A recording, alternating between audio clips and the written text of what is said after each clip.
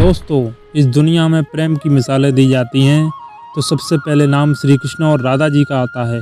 धार्मिक ग्रंथों के मुताबिक श्री कृष्ण को अपार प्रेम का प्रतीक माना जाता है और पुराणों के अनुसार ऐसा बताया जाता है कि श्री कृष्ण की 16,108 रानियां थीं, जिनमें से रुक्मणी और सत्यभामा उनकी सबसे मनपसंद रानियां थीं। इसके अलावा ये भी बताया जाता है कि श्री कृष्ण अपने बचपन में गोपियों के साथ गोकुल में रास लीलाएं किया करते थे, जिनकी कहानी आज भी सबसे ज्यादा मशहूर है।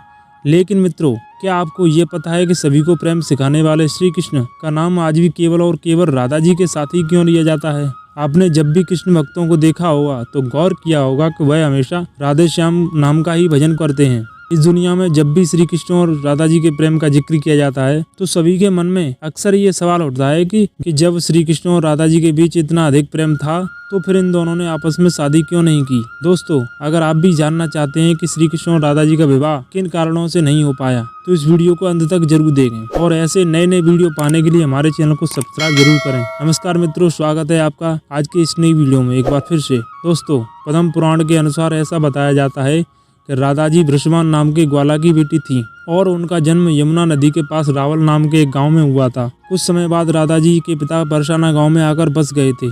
लेकिन दूसरी तरफ कुछ विद्वानों का ऐसा मानना है कि राधा जी का जन्म बरसाना गांव में ही हुआ था। इसी के साथ ब्रह्म वैवर्त पुराण के अनुसार ये बताया गया है कि राधा जी श्री कृष्ण से उम्र में 5 साल बड़ी थी और उनकी सबसे अच्छी मित्र भी थी।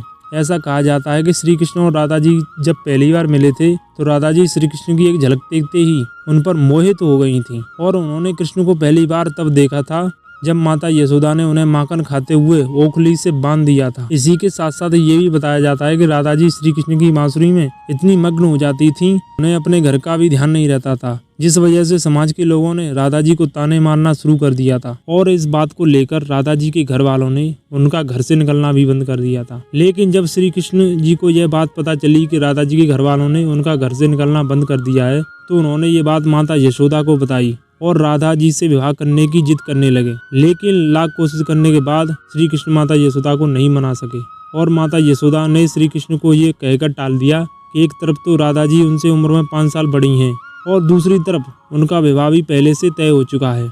यशोदा माता ने यह बात नंद बाबा को बताई तो उन्होंने भी श्री कृष्ण को बहुत समझाया और राधा जी से न विवाह करने की सलाह दी। लेकिन इतना समझाने के बाद भी जब श्री कृष्ण राधा से विवाह करने की जिद नहीं छोड़ सके तो वे श्री कृष्ण को अपने कुल गुरु ऋषि गर्ग के पास ले गए। ऋषि गर्ग ने बताया कि उनके असली माता पिता तो देवकी और वासुदेव हैं, जिनको उनके मामा कंस ने बंदी बनाकर रखा है। इसके साथ साथ ऋषि गर्ग ने कृष्ण को ये भी समझाया उनका जन्म केवल और केवल दुष्टों का नाश करने और धर्म की स्थापना करने के लिए हुआ है। और जब ऋषि गर्ग ने श्री कृष्ण को उनकी वास्तविकता से परिचय कराया तभी से राधा जी और कृष्ण जी के बीच दुनिया पैदा होने लगी। कुछ समय बाद श्री कृष्ण और बड़े हुए तो उन्हें कंस के बुलावे पर वृंदावन छोड़कर जाना पड़ा। कहा जाता है कि जब श्री कृष्ण वृंदावन छोड़कर मथुरा जा रहे थे तो चुपके से राधा जी के घर उनसे मिलने के लिए पहुंचे। उनसे बिना कुछ कहे अपनी बांसुरी तोहफे में दे दी थी। इसके बाद कुछ समय बाद श्री कृष्ण बड़े भाई बलराम जी के साथ वृंदावन को छोड़कर मथुरा की तरफ रवाना हुए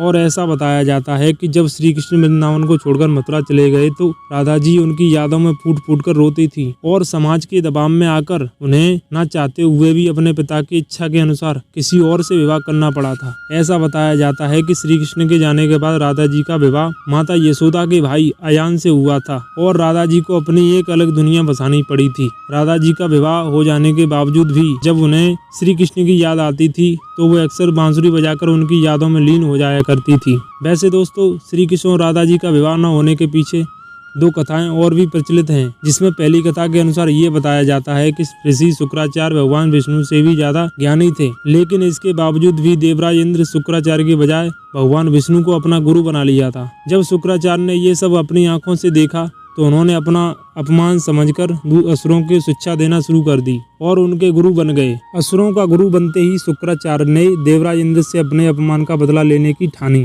लेकिन उनके सामने एक समस्या खड़ी थी कि ये देवताओं को तबाह मारता का वरदान मिला हुआ था, लेकिन राक्षसों को तो ऐसा कोई वरदान प्राप्त नहीं था। इसी वजह से ही राक्षस देवताओं से कभी नहीं जीत पाते थे। इस समस्या को सुलझाने के लिए असुरों के गुरु शुक्राचार्य ने भगवान शिव की घोर तपस्या की और उन्हें प्रसन्न किया।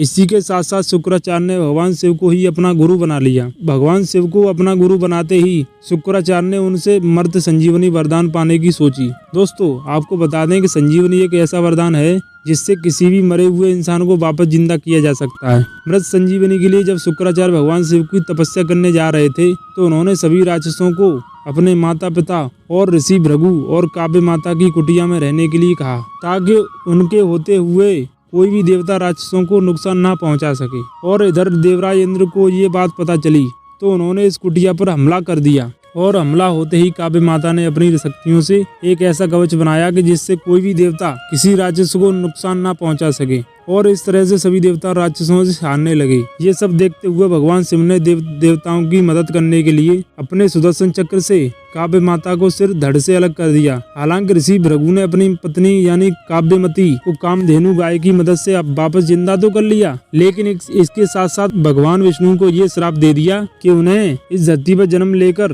पत्नी वियोग सहना पड़ेगा। और मित्रों, बताया जाता है कि ऋषि भृगु के द्वारा दिए गए श्राप की वजह से श्री कृष्ण जी का राधा जी से विवाह नहीं हो पाया था। ऐसा इसलिए क्योंकि भगवान विष्णु ने ही श्री कृष्ण के अवतार में इस धरती पर जन्म लिया था। अब मित्रों, श्री कृष्ण और राधा जी का विवाह न हो पाने के पीछे एक और कथा काफी ज्यादा प्रचलित है, जिसके मुताबिक ऐसा बताया जाता है कि एक बार देवर्षि नारद जी को घमंड हो गया था कि खुद कामदेव भी उनकी तपस्या और ब्रह्मचर्य को नहीं तोड़ सकते। ये सब देखते हुए भगवान विष्णु ने सोचा कि क्यों ना देवर्षि नारद को ये घमंड तोड़ा जाए। तो जब देवर्षि नारद एक बार रास्ते में कहीं जा रहे थे तो उन्हें एक बहुत ही सुंदर नगर दिखाई दिया जहाँ माता लक्ष्मी स्वयंवर का आयोजन किया जा रहा था। तब नारद मुनि इस नगर में गए और माता लक्ष्मी की एक झलक देखते ही उन पर मोहित हो गए। लक्ष्मी जी के रूप और सुंदरता को देखकर देवर्षि नारद का ब्रह्मचर्य तो भंग हो ही चुका था। इसके लिए उन्होंने सोचा कि क्यों न इस स्वयंवर में भाग लिया जाए। लेकिन इससे पहले देवर्षि नारद भगवान विष्णु के पास गए और बोले कि आप अपना सुंदर रूप मुझे दे दीजिए और मुझे